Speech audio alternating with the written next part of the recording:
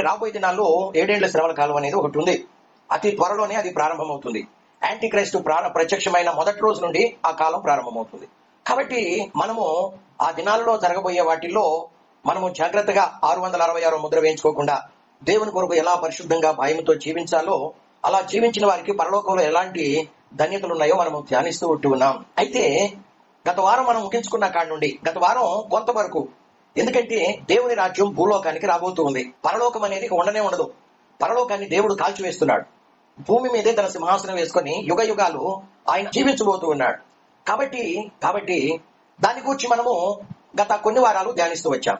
అయితే కొంచెం దాన్ని ప్రక్కన పెట్టి మనం ఏం చేస్తామంటే, బైబిల్ గ్రంథంలో మనం చదువుకుంటూ ఉండగా ఆ యొక్క ప్రకటన గ్రంథం 11వ అధ్యాయం 16-17 వచనాలలో పరలోకము అనే మాట ఒకటి అక్కడ రాయబడి ఉంది. పరలోకంలో ఉన్న దేవదూతలందరూ కూడా పెద్ద స్వరంతో, అందరూ కూడా కోట్ల మంది దేవదూతలు అక్కడ ఉన్నారని మనం చూసాం. దేవుడు పరలోకాన్ని సృష్టించినప్పుడు పరలోకంలో కోట్ల మంది దేవదూతలు కూడా సృష్టించాడు.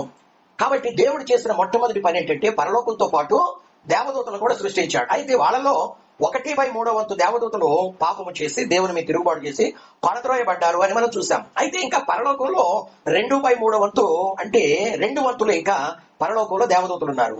పడిపోయిన దేవదూతలు పడిపోగా మిగిలిన వారు ఎంతమందో మనము ప్రకటన గ్రంథం 5వ అధ్యాయంలో మనం చదువుకున్నాం. అక్కడ కోట్ల కొలది దేవదూతలు దేవుని సింహాసనం చుట్టూ చేరి దేవుణ్ణి ఆరాధిస్తున్నారు అని. అయితే పరలోకాన్ని గురించి మనం గత వారం కొంతవరకు ధ్యానించాం కదండి. పరలోకంలో జరగబోయే సంఘటనలు, పరలోకము నుండి భూలోకంలోనికి రాబోయే సంఘటనలన్నీ కూడా మనము ధ్యానించే ముందు మనము పరలోకానికి వచ్చి కొంతవరకు మనకు తెలియాలి అని గత వారం మనం కొంతవరకు మాత్రమే పరలోకానికి వచ్చి పరిశుద్ధ గ్రంథంలో అంత మరి సవివరంగా దేవుడు మన కొరకు మరి వివరించి ఉండలేదు. ఎందుకంటే పరలోకం గురించి మనం అంతగా తెలుసుకోవాలని దేవుని చిత్తం కాదు. మనల్ని పరలోకాన్ని కొనిపోయి మనల్ని తిరిగి భూమి మీదకి తీసుకొని వచ్చి ఆయన సింహాసనం కూడా భూమి మీదనే ఉంచి మనందరితో కలిసి ఆయన భూమి మీదే ఆయన జీవించాలని ఆయన ఆకాంక్షిస్తూ ఉన్నాడు. కాబట్టి పరలోకానికి వచ్చి గత వారం కొంతవరకు ధ్యానించాం. పరలోకం మధ్యలో సెంటర్ పాయింట్ లో దేవుడు తన సింహాసనం వేసుకొని కూర్చొని ఉన్నాడు. ఆయన సింహాసనం చుట్టూ మొదటి లైన్ లో ఎవరున్నారని చెప్పుకున్నాం?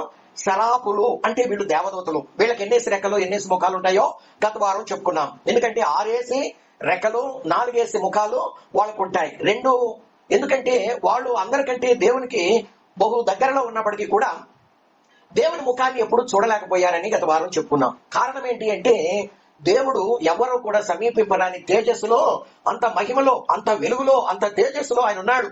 కాబట్టి బైబిల్ ఏం చెప్తుంది అంటే 1 తిమోతి పత్రిక 6వ అధ్యాయం చివరిలో దేవుణ్ణి ఎవడు చూడలేడు, చూడబోడు, చూచి బ్రతకనేరడు అని నిర్గమకాండంలో కూడా మనము ఎన్నో పర్యాయాలు చదువుకున్నాం. దేవునికి మహిమ కలుగును గాక. కాబట్టి అంత తేజస్సులో ఉన్నటువంటి దేవుని యొక్క మహిమను పరలోకములో ఉన్న ఈవెన్ అందరికంటే ముందుగా ఉన్నటువంటి శరాపులు కూడా అంత తేజస్సులో లేరు.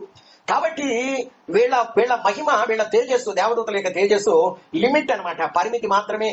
వాళ్ళు కూడా దేవుణ్ణి చూడలేరు, దేవుని మహిమను చూడలేరు, చూచి వాళ్ళు కూడా బ్రతకలేరు. కాబట్టి వాళ్ళు ఏం చేస్తున్నారు? 6 రెక్కలు కలిగి ఉన్న వాళ్ళు కదండి, దేవునికి అతి సమీపంలో ఉన్నటువంటి దేవదూతల శరాపులు 2 రెక్కలతోనేమో ముఖం కప్పుకుంటున్నారు కదండి. 2 రెక్కలతో ముఖాన్ని కప్పుకుంటున్నారు. 2 రెక్కలతో ఏం చేస్తున్నారు? వాళ్ళు ఎగురుతున్నారు. 2 రెక్కలతోనేమో కాళ్ళను కప్పుకుంటున్నారు కదండి. కాళ్ళను అంటే వాళ్ళ పాదాలు దేవుని మహిమ ఎదుట కనబట్టడానికి వీల్లేదనమాట. 2 రెక్కలతో పాదాలు కప్పుకుంటున్నారు కాళ్ళని, 2 రెక్కలతోనేమో ముఖాన్ని కప్పుకుంటున్నారు, 2 రెక్కలతో ఎగురుతూ దేవుణ్ణి స్తుతిస్తూ ఉన్నారు. వాళ్ళ యొక్క మరి వాళ్ళు ఈ దేవుని సింహాసనం చుట్టూ మొదటి లైన్ లో ఉండి దేవుణ్ణి ఎల్లప్పుడూ ఆరాధిస్తూ ఉంటారని మనం చెప్పుకున్నాం. 2వ లైన్లో ఎవరు ఉంటారో మనం చెప్పుకున్నాం. కెరూబులు ఉంటారు. కెరూబులకి 4 రెక్కలు, 4 ముఖాలు ఉంటాయని. వీళ్ళలో లూసిఫర్ అనేవాడు కూడా 2వ కేటగిరీకి చెందినటువంటి వాడు. 2వ కేడర్ వీడు. మొదటి కేడర్ ఏమో శరాపులు, 2వ కేడర్ ఏమో కెరూబులు. లూసిఫర్ అనేవాడు కూడా కెరూబే అని గత వారం మనం యెహెజ్కేలు గ్రంథం 28వ అధ్యాయం అంతట్లో కూడా మనం చూసాం. కాబట్టి వాడి పని ఏంటి అంటే వాడు మరి యాజకత్వం చేస్తూ వాడు దేవుణ్ణి స్తుతించి ఆరాధించి దేవుణ్ణి మెప్పించవలసినటువంటి బాధ్యత వాడికి ఒక బృందం ఇవ్వబడింది. ఆ బృందాన్ని మాత్రమే కాకుండా ఇంకా అనేకుల్ని మభ్యపెట్టి మోసం చేసి దేవుని మీద వాళ్ళందరినీ తిరుగుబాటు చేయించి వాడు చివరికి పతనమై పడద్రోయబడినట్లు మనము చూస్తా ఉన్నాం. ముఖ్యంగా ఈ రెండవ కేడర్లో ఉన్నటువంటి కెరూబుల యొక్క డ్యూటీ ఏంటి అంటే దేవుని స్తుతించడం మాత్రమే కాకుండా దేవుని యొక్క సింహాసనాన్ని ఒక చోట నుండి మరొక చోటకు మోసుకొని పోయే ఆ యొక్క విధులు వాళ్ళవి. దేవునికి మహిమ కలుగును గాక. ఆ తర్వాత ఎవరు ఉంటారని చెప్పుకున్న మూడవ కేడర్లో చెందినటువంటి వారు 24 పెద్దలు ఉంటారు. మనం చూడగలిగినట్లయితే ప్రకటన గ్రంథం 4వ అధ్యాయంలోను 5వ అధ్యాయంలోను అనేక పర్యాయాలు గత వారం మనం చెప్పుకున్న చాలా రెఫరెన్స్ లో వాళ్ళు అక్కడ ఉంటారు. వాళ్ళు దేవుని సింహాసనం చుట్టూ 3వ కేడర్లో ఉండి 24 సింహాసనాలు వేసుకొని 24 పెద్దలు వాటి మీద కూర్చొని ఉంటారని చెప్పుకున్నాం. 4వ వరుసలో ఎవరుంటారు? ప్రధాన దూతలు ఉంటారు. 5వ కేడర్లో ఎవరుంటారు అంటే వాళ్ళు మహాదూతలు ఉంటారు. ఆ తర్వాత రకరకాలైనటువంటి దేవదూతలు వాళ్ళ వెనక లైన్లో మామూలు దేవదూతలందరూ కూడా ఉంటారు. కాబట్టి పరలోకాన్ని కూర్చున్నటువంటి ముఖ చిత్రం అది గత వారం మనం చూసాం. జస్ట్ జ్ఞాపకం చేసుకుని నేను ముందుకు సాగాలని ఇష్టపడుతూ ఉన్నా. అయితే వీళ్ళందరికంటే ముందు చెప్పండి 7 ప్రధాన దేవదూతలు ఉంటారని చెప్పుకున్నాం. అందరికంటే ముందు అంటే వీళ్ళందరూ దేవుని సింహాసనం చుట్టూ ఆవరించి ఉంటారు. ఉదాహరణకి మీరు ప్రకటన గ్రంథం 4వ అధ్యాయము 4వ వచనం ఇంటికి వెళ్ళిన తర్వాత చదువుకోండి. అక్కడ ఉదాహరణకి 24 సింహాసనాలు వేసుకొని దేవుని సింహాసనం చుట్టూ చదివితే బాగుంటుంది అనుకుంటాను. 4 ప్రకటన గ్రంథము 4:4 చదువుకుంటే సింహాసనం చుట్టూ, ఏ సింహాసనం ఇది? దేవుని సింహాసనం చుట్టూ 24 సింహాసనములు ఉండేను. ఆయన సింహాసనం చుట్టూ దేవదూతలందరూ కూడా ఆయన సింహాసనం చుట్టూ రౌండప్ చేసి ఉంటారు. సింహాసనం చుట్టూ 24 సింహాసనాలు ఉండేను. ఈ సింహాసనముల యందు 24 పెద్దలు తెల్లని వస్త్రాలు ధరించుకున్న వారై తమ తలల మీద సువర్ణ కిరీటములు పెట్టుకున్న వారై కూర్చుండిరి అని మనము చదువుకుంటా ఉన్నాం. కాబట్టి మనము గత వారం చూసాము ప్రకటన గ్రంథం 8వ అధ్యాయము 1వ వచనం 2వ వచనంలో 7 దేవదూతలు దేవుని సింహాసనం ఎదుట నిలబడి ఉన్నట్లు మనం చదువుకున్నాం కదండి. ఎంతమందికి జ్ఞాపకం ఉందో నాకైతే తెలియదు, అందుకే జ్ఞాపకం చేస్తున్నాను.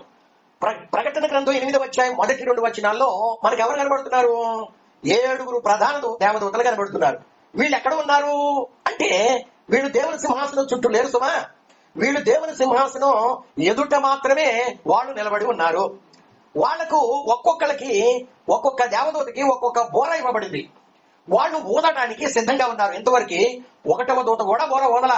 1వ దూత, 2వ దూత, 3వ దూత, 4వ దూత, 5వ దూత, 6వ దూత వీళ్ళందరూ బోరలు ఊదిన తర్వాత మాత్రమే 7వ దూత కడబోర ఊదుతాడు అని మనకు ప్రకటన గ్రంథం 11వ అధ్యాయం 15వ వచనంలో చూస్తా ఉన్నాం.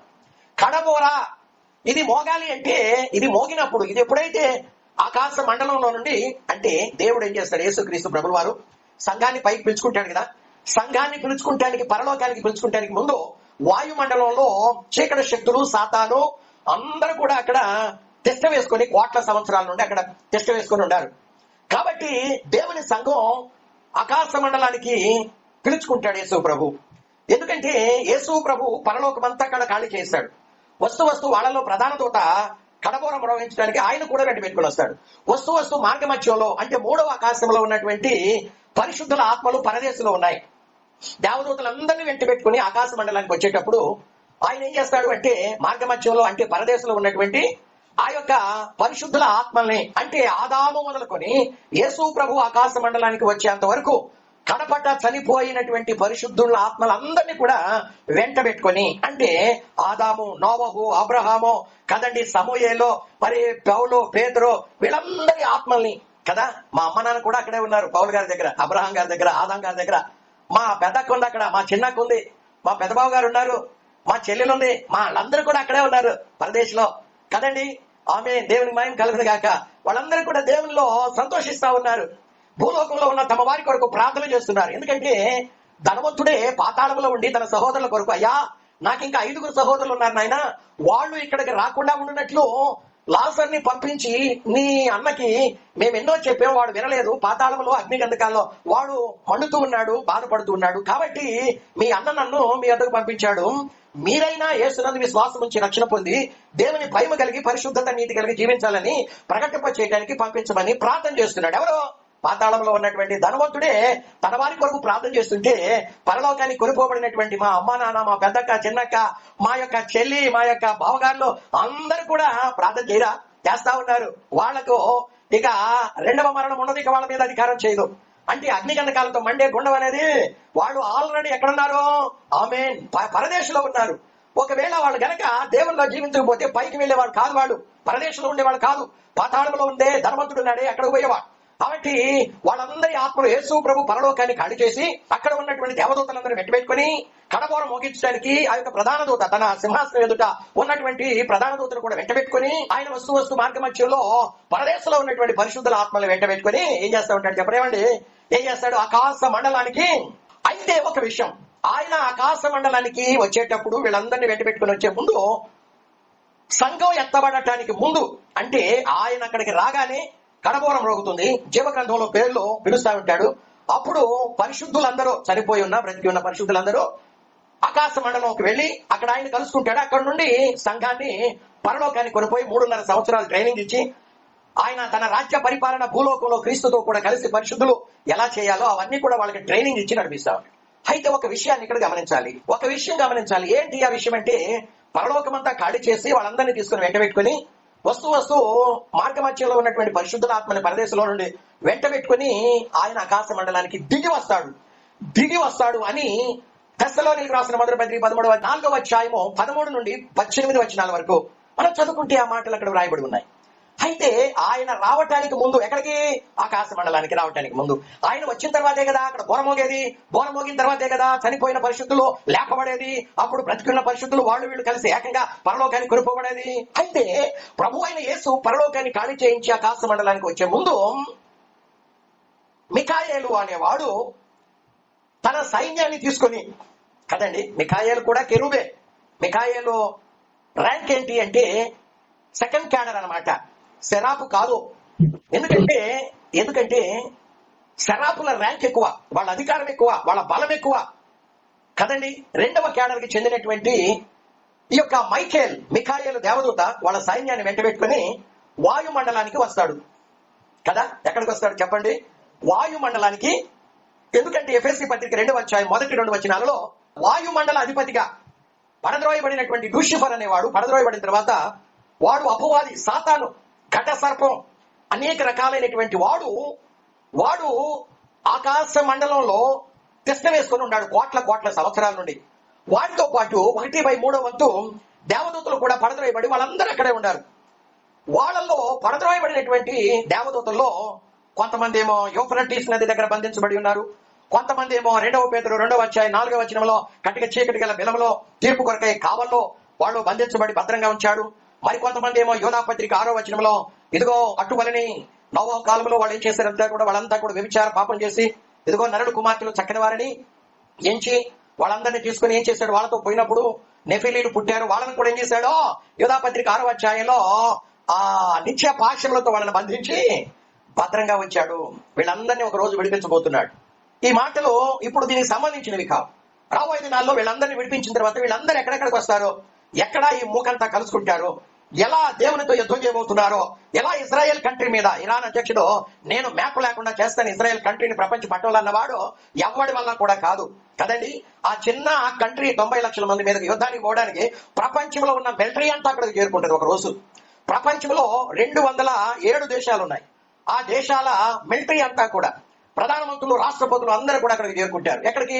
ఇజ్రాయెల్ కంట్రీ ఎదుట అర్మగెద్దోన్ అనే ఆ స్థలం దగ్గరికి చేరుకుంటారు. సాతాను చేరుకుంటాడు. ఇంకెవరు చేరుకుంటారు? ఆకాశం వాయుమండలంలో పీటక వేసుకుని కూర్చున్నటువంటి సాతానుతో పాటు 1/3 వంతు ఆ యొక్క అంధకార చీకటి శక్తులు, ప్రధానులు, అధికారులు వాళ్ళందరూ కూడా అక్కడికి చేరుకుంటారు. వాళ్ళు మాత్రమే కాదు, యూఫ్రటీస్ నది దగ్గర బంధించబడిన 4 దేవదూతలు అక్కడికి చేరుకుంటారు. వాళ్ళని విడిపిస్తాడు. అలానే నిత్యపాశములతో బంధించి భద్రం చేసినటువంటి యోధా పత్రిక 2వ అధ్యాయం 4వ వచనంలో వాళ్ళని, పైగా యోధా పత్రిక 6వ వచనంలో వాళ్ళని కదండి. యాంటీ క్రైస్తు, అబద్ధ ప్రవక్త, వీళ్ళందరూ కూడా అక్కడికి ఇజ్రాయెల్ కంట్రీ ఆ ఎదుట మోహరిస్తారనమాట. అప్పుడు యేసు ప్రభు ఏం చేస్తాడంటే తన పరిశుద్ధ సంఘాన్ని, పరిశుద్ధులను వెంటబెట్టుకొని అక్కడికి చేరతాడు. దేవుని స్తోత్రం. ఇది సపరేట్ టాపిక్ అండి. కాబట్టి ప్రభు చిత్తమైతే రాబోయే దినాల్లో మనము ధ్యానించుదాం. దేవునికి మహిమ కలుగును గాక. అయితే సంఘాన్ని పరలోకానికి కొనుక్కోబడే ముందు యేసు ప్రభు వారు ఆ పరలోకాన్ని ఖాళీ చేసి ఆకాశ మండలానికి వచ్చే ముందు ఈ వాయుమండలంలో తిష్ట వేసుకొని కోట్ల సంవత్సరాల నుండి పేటకు వేసుకొని కూర్చుని చూసారా సాతాను, వాడి అనుబంధ చీకటి శక్తులు, అంధకార శక్తులు, దయ్య పిశాచ, మాంత్రిక బాణమతి శక్తులన్నీ కూడాను, అధికారులు, ప్రధానులు, వీళ్ళందరితో కూడా అక్కడ ఉండడానికి వీలేదు. అప్పుడు మిఖాయేలు ఏం చేస్తాడంటే, ఎందుకంటే ఒకవేళ లూసిఫర్, సాతానుగా మారిపోయినటువంటి లూసిఫర్ క్యాడరు ఒకవేళ ఫస్ట్ క్యాడర్ అనుకోండి, అంటే శరాపులు అనుకోండి, శరాపులు వీళ్ళకంటే కెరూబుల కంటే బలమైన వాళ్ళని చెప్పుకున్నాం. వాడు బలవంతుడు, వాళ్ళ అధికారం ఎక్కువ, వాళ్ళ బలం ఎక్కువ. ఎందుకంటే సాతానుడు పడద్రోయక ముందు ఏ వరాలైతే కలిగి ఉన్నాడో అదే వరాలు ఈ రోజు కూడా కలిగి ఉన్నాడు. దేవుడు ఎవరికైనా ఏదైనా ఇచ్చినట్లయితే గిఫ్ట్ గా వరాలు గాని, తలాంతులు గాని, ఈవులు గాని, వాటిని వెనక్కి తీసుకోవడం అని రోమా పత్రికలో గత కొన్ని నెలల క్రితం మనం చెప్పుకున్నాం. అవంతా మెల్ల సమయం వేస్ట్ కాకుండా చెప్తున్నా. దేవుడు అభిషేకించిన కెరూబుగా ఎన్నో తలాంతులు, వరాలు వాడికి ఇచ్చాడు. వాటిని ఇప్పుడు సాతానుగా మారిపోయిన తర్వాత వాడు దుర్వినియోగం చేస్తున్నాడు. వాడు బలవంతుడే, కానీ వాడు కెరూబు కేటగిరీ. వాడే గనక ఫస్ట్ క్యాడర్ లో ఉన్నటువంటి శరాపు అయ్యుంటే మిఖాయేలు వాడితో యుద్ధం చేసి జయించేవాడు కాదు కదా. ఇద్దరిది కూడా సెకండ్ క్యాడరే, ఇద్దరిది సాతానుది అలాగే మైఖేల్ది, ఇద్దరిది కూడా సెకండ్ క్యాడరే. కాబట్టి సంఘం పరలోకానికి కొనుక్కోబడక ముందు దేవుడు ఏం చేస్తాడంటే శరాపు మైఖేల్ని, మిఖాయేలు దేవదూతని, వాళ్ళ సైన్యాన్ని ఆ వాయుమండలానికి పంపిస్తాడు. అక్కడ వాడు ఒక్క తన్ను తనితే, మిఖాయేలు సాతానును వాళ్ళ సైన్యాన్ని ఒక్క తన్ను తనితే ప్యాట్మన్ వచ్చి భూమి మీద క్రింద టపామని పడిపోతాడు. ఎప్పుడైతే సాతాను వాయుమండలం నుండి భూమి మీదకి పట్మని పడిపోతాడో వాడు, వాళ్ళ సైన్యం, చీకటి అంధకార శక్తులు, సాతాను యొక్క పవర్స్ అన్ని కూడా తీసివేయబడతాయి. రెక్కలు విరిగిన పక్షిలాగా ఉంటాడు. అంటే కొంతవరకే పరిమితి వాడి పవర్స్.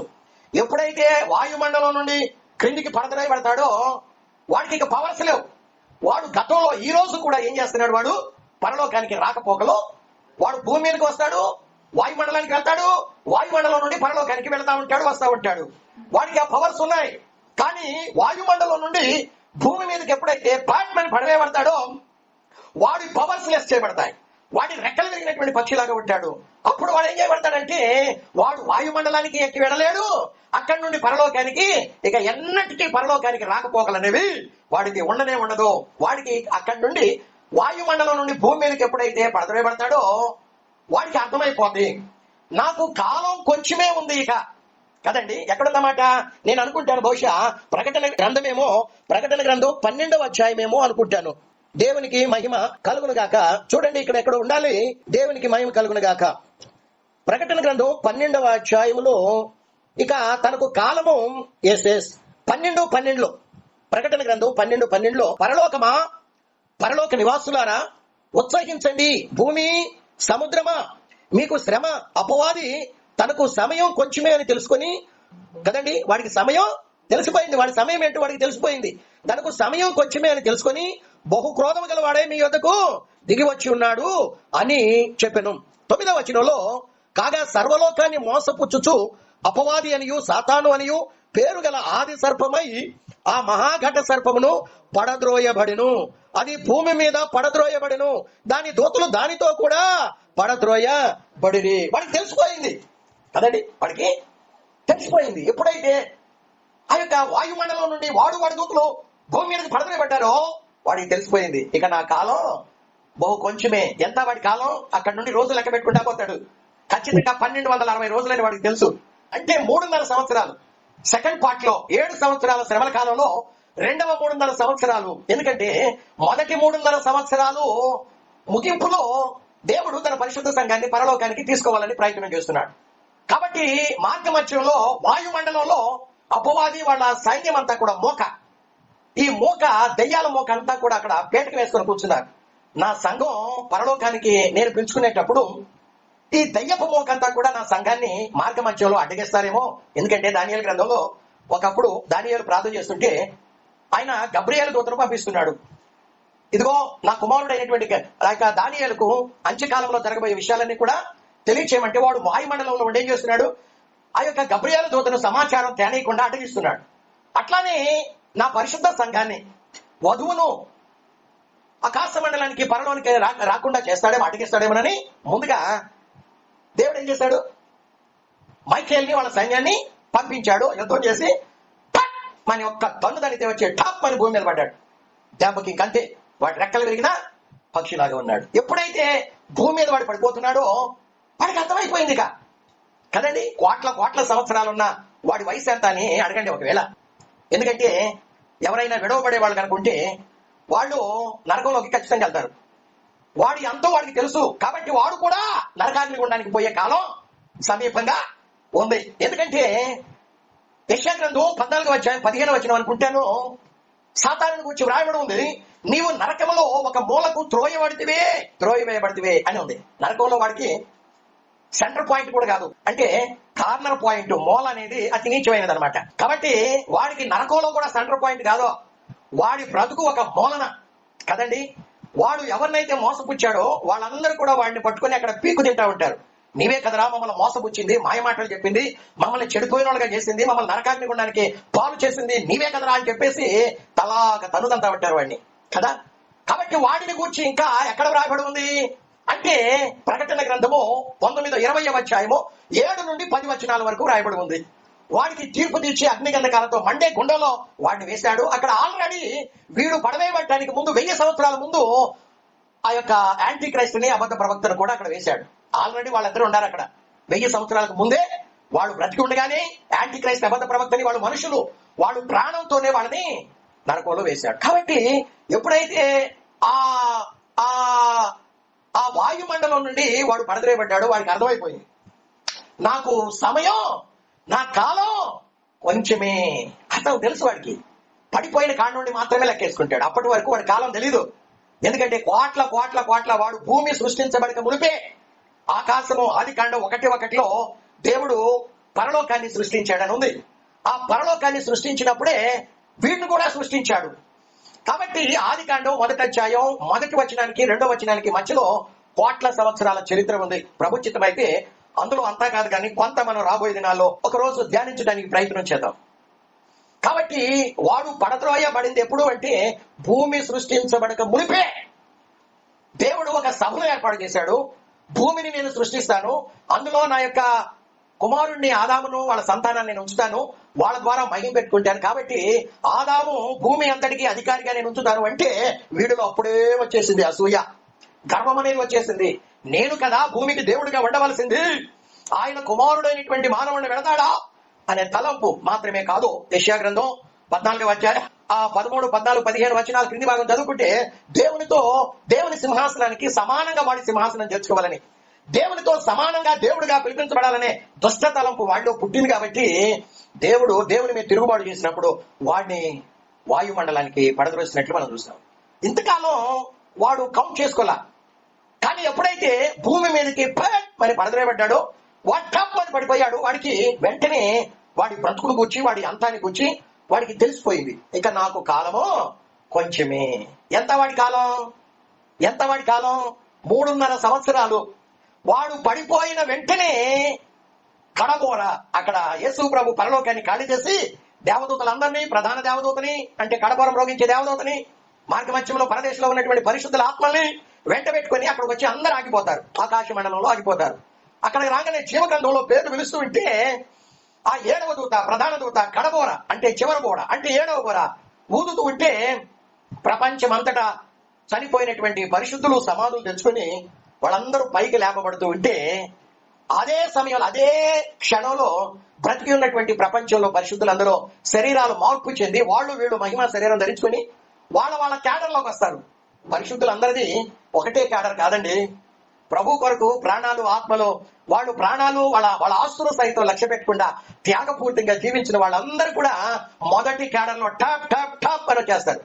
చనిపోయిన సమాధుల్లో నుండి లేచిన పరిశుద్ధుల ఆత్మలో వాళ్ళకు ఒక ర్యాంక్ ఉంటుంది, వాళ్ళకు ఒక క్యాడర్ ఉంటుంది, వాళ్ళ అధికారం ఎక్కువ, వాళ్ళ బలం ఎక్కువ కదండి. ఇప్పుడు పోలీసుల్లో ర్యాంకులు ఉన్నారు, మామూలు కానిస్టేబుల్ అందరికంటే కదండి. హెడ్ కానిస్టేబుల్ పై ర్యాంకు, ఆ పై ర్యాంకు అసిస్టెంట్ సబ్ ఇన్స్పెక్టర్, ఆ పై ర్యాంకు సబ్ ఇన్స్పెక్టర్, ఆ పై ర్యాంకు సర్కిల్ ఇన్స్పెక్టర్, ఆ పై ర్యాంకు డిఎస్పి, ఆ పై ర్యాంకు అడిషనల్ ఎస్పీ, ఆ పై ర్యాంకు ఎస్పీ అంటే జిల్లాకి హీరో అనమాట, ఆ పై ర్యాంకు డిప్టీ అంటే DIG, deputy inspector of general, ఆ తర్వాత ఆ పైన rank IG, inspector of general, ఆ పై ర్యాంక్ మొత్తం బాస్ అనమాట. అంటే రాష్ట్రం మొత్తానికి డీజీపీ, ఏడీజీపీ అంటారు, assistant director general of police, ఆ పైన డీజీపీ.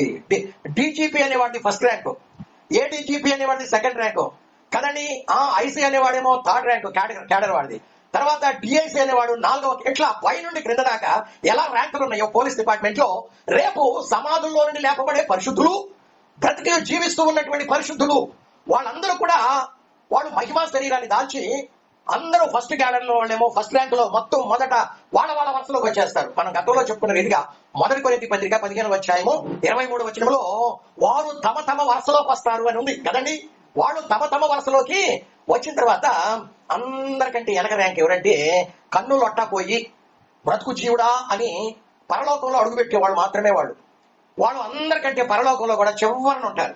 దేవుని సింహాసనం నుండి వెలువడే ఆయన మహిమ తేజస్సు అందరికంటే చివరన ఉంటే ఆ చివరి కేటగిరీ ఎలా ఉంటారంటే, కొన్ని నక్షత్రాలు ఉంటాయి. రాత్రిలో మీరు చూడండి, పగులైతే అసలు కనపడు, అసలు చంద్రుడే కనపడు కదండి, పగలు చంద్రుడే కనపడ్డు. ఇక కొన్ని నక్షత్రాలు అయితే కొన్ని బాగానే ఉంటాయి, కానీ కొన్ని నక్షత్రాల్లో మిణుకు మనకుంటే ఆరిపోతూ అసలు ఉందబ్బా లేదబ్బా అన్నట్టు ఉంటుంది అనమాట. అలాంటి మహిమతో ఉంటారు. ఏది కన్ను లొట్టబోయి బ్రతుకు జీవుడాన్ని పరలోకంలో ఆ ఎడ్జి మీద, ఆ ఎడ్జి లోపల కొంచెం అట్ట అడుగుపెట్టి చివరన వాళ్ళని కూర్చున్న బైబిల్ గ్రంథం ఏమని చెప్తుందంటే, 1 యోహాను పత్రిక 2వ అధ్యాయం 28వ వచనంలో ఆయన రాకడలో ఆయన ప్రత్యక్షమైనప్పుడు ఆయన ఎదుట మనం నిలబడినప్పుడు చాలా మంది సిగ్గుతో తల ఉంచుకున్నట్టు, సంతోషంలో ఉండదు వాళ్ళకి. పరలోకంలో అడుగు పెట్టేమన్న పేరే మాత్రమే, కానీ వాళ్ళకి ఎంత మాత్రం సిగ్గుతో తల ఉంచుకుంటారు. ఎందుకంటే డిస్టెన్స్ లో 100కి 98, 99, 100 మార్కులు పాస్ అయినటువంటి టీచర్ కి దగ్గరలో ఫస్ట్ రౌండ్ లో ఉంటాడు. 50-60 మార్కులు వచ్చినోడేమో ఆ క్లాస్ లో మధ్య బెంచ్ లో ఉంటాడు. అందరికంటే అడుగున చివరన టీచర్ కి చాలా దూరంలో వాడు కనబడ్డు తల వంచుకున్న వాడు సిగ్గుతో అది అట్లా తల వంచండి. సమయం అయిపోయింది. తల వంచినట్లయితే మనం అందరం కూడాను దేవుని సన్నిధిలో మనం ఏ ర్యాంకులో ఉండబోతూ ఉన్నాం, మనం ఏ వరుసలో ఉండబోతూ ఉన్నాం, మన క్యాడర్ ఏంటి, మన లెవెల్ ఏంటి, మన మహిమలో మన యొక్క మహిమలో లెవెల్స్ ఉంటాయి. ఏ లెవెల్లో మనం ఉండబోతూ ఉన్నాం, ఏ లెవెల్లో మనం ఉండబోతున్నాం, ఏ క్యాడర్ లో మనం ఉండబోతున్నాం, ఏ తేజస్సులో, ఏ మహిమలో, ఏ బలముతో, ఏ అధికారంతో మనం ఉండబోతున్నాం. ఆ జీవితాలను పరీక్షించుకునే సమయం ఆసనమైంది. ఏదో వస్తున్నాను పోతున్నాను కదా, ఏదో నేను ఆ ఎడ్జిలో పరలోకపు అంచులో నేను నరకానికి పోకుండా పరలోకంలో ఆ ఎడ్జిలో గనక కొంచెం లోపట అట్ట నా పాదం పెడితే చాలు అనుకుంటున్నావా? అక్కడ సిగ్గుపడవలసిన పరిస్థితి, ఎన్నడూ ధైర్యంగా సంతోషంగా తలెత్తుకొని తిరగలేని పరిస్థితి నీ బ్రతుకు. జాగ్రత్త సుమా. ప్రభు కొరకు త్యాగపూరితమైన జీవితం. నీవు 20 సంవత్సరాల వయసులో రక్షించబడి ఉండవచ్చు, ఒకవేళ 70 సంవత్సరాలు బ్రతికి ఉండవచ్చు. రక్షణ పొందినప్పటి నుండి నీ జీవితం ముగింపు 50 సంవత్సరాలు. కేవలం ఈ 50 సంవత్సరాలు కనుక నువ్వు దేవుల్లో ఎంతవరకు జీవించాలో అంతవరకు కనుక జీవిస్తే కోట్ల సంవత్సరాలు దేవుని మహిమగల సింహాసనం మీద నువ్వు కూర్చుండి దేవునితో పాటు సంతోషిస్తా ఉంటావు. మాత్రమే కాకుండా ఆయన సింహాసనం ఎదుట మొదటి రౌండ్ లో ఎవరైతే ఉంటారో వాళ్ళకు కూడా ఎక్కడ లేని ఆనందం. 2వ వరుసలో అంత ఆనందం ఉండదు. సింహాసనం మీద కూర్చున్న వాళ్ళలో ఉండే ఆనందం ఆ ఎదురుగా ఉండే మొదటి ర్యాంకులో క్యాడర్ లో ఉండదు, కానీ కొంచెం 2వ ర్యాంకులో మరికొంత తగ్గింది, 3వ క్యాడర్ లో మరికొంత చివరన ఉన్నవాడైతే వాడు కోట్ల సంవత్సరాలు పరలోకంలోనే ఉంటాడు. వాడికి ఆనందం అంటూ ఉండదు. సిగ్గుతో తల వంచుకొని కుచించుకుంటూ పోతూ ఉంటాడు. ప్రార్థన చేద్దామా.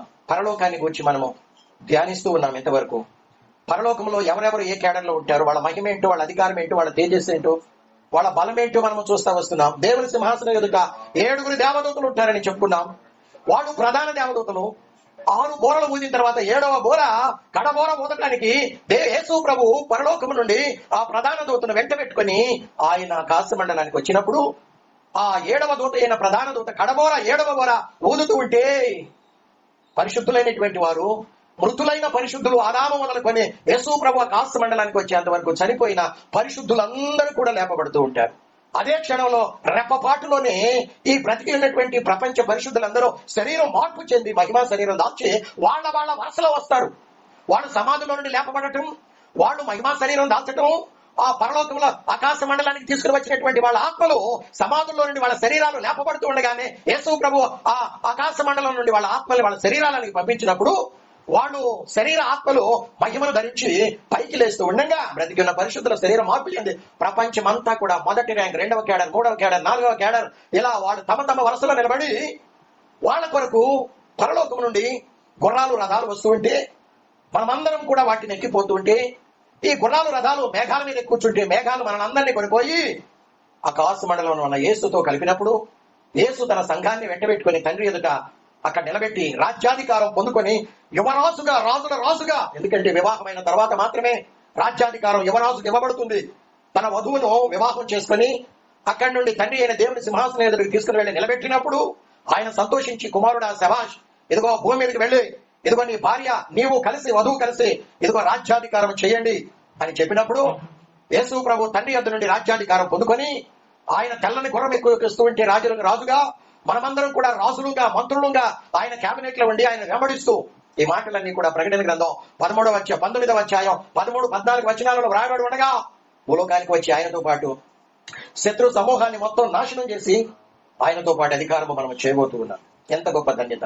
కేవలం నువ్వు జీవించే 50 సంవత్సరాల ఆత్మీయ జీవితంలో ప్రభు కొరకు నీ ప్రాణాత్మ దేహాలను సంపూర్ణంగా సమర్పించుకొని త్యాగపూర్తిగా జీవిస్తే మహిమ, అధిక మహిమ, అత్యధికమైన కృప, అత్యధికమైనటువంటి తేజస్సు అక్కడ నీకు ఇవ్వబడుతూ ఉంటే ఆనాడు నీకు చెప్పనసఖ్యము కానిటువంటి మహిమాయుక్తమైన ఆనందం కలిగి నువ్వు దేవుల్లో సంతోషిస్తూ ఉంటే అది ఎంత గొప్ప భాగ్యమో కదా. వాక్యాన్ని ఆధారం చేసుకుని ప్రార్థించాలని కోరుతూ ఉన్నా.